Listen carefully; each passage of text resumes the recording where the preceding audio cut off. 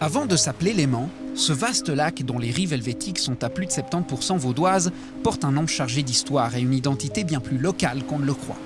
Partons à la rencontre de Lionel Gauthier, conservateur du musée du Léman, à Nyons, pour plonger dans les origines vaudoises, voire lausannoises, du plus grand lac d'Europe occidentale. Eh bien, la carte derrière moi, on l'appelle la table de Pottinger, et c'est une carte sur laquelle est reproduite le réseau routier de l'Empire romain à l'époque de l'empereur Auguste, donc il y a environ 2000 ans. C'est effectivement une carte sur laquelle on voit pour la première fois la représentation du Léman, de notre lac. La préoccupation de celui qui l'a dessiné, d'ailleurs c'est pas Pottinger, Pottinger c'est le nom du collectionneur qu'il a obtenu au XVIe siècle et qui l'a rendu célèbre. Mais celui qui l'a dessiné, on ne sait pas qui c'était. Et lui, ce qui l'intéressait, c'était de pouvoir dire aux voyageurs qui allaient faire du commerce, si tu suis le Rhône, tu vas partir de Marseille, tu vas arriver jusqu'à un lac, et après si tu suis ce lac, tu vas continuer, puis tu vas arriver au glacier. C'était ça qui était important pour eux. Donc que ça ressemble à un territoire, c'était pas leur souci. Et de toute façon, ils n'avaient pas les moyens techniques de le faire.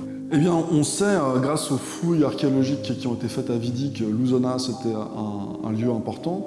Mais ce qu'on peut dire, c'est que Lausanne était déjà une ville importante il y a 2000 ans. Et oui, le lac s'appelle Lacus Lausanetes sur cette carte. Et bien forcément, ça vient du nom de Lausanne et de Lousonna, qui était l'ancien nom de Lausanne. Aujourd'hui, le lac Léman est partagé entre cantons et nations, mais à travers les archives et l'histoire, une chose demeure.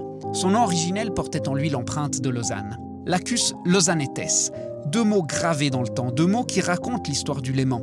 Une histoire vaudoise, une histoire lausannoise. Et si certaines origines refaisaient surface ?